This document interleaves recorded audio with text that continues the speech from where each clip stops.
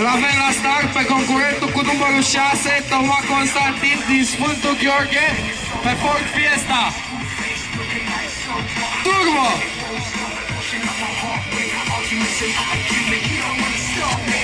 G-Diesel! Și cu Jantos Racing, și cu tot ce vreți, cu opțibil de pe Haion, cu port bagaj și curling.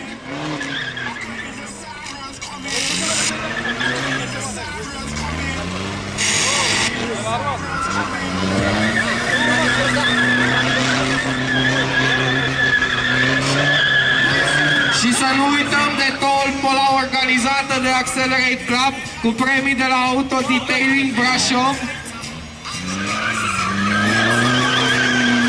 Locul întâi care se premiază este un tratament de protecție exterioară în valoare de 350 de lei.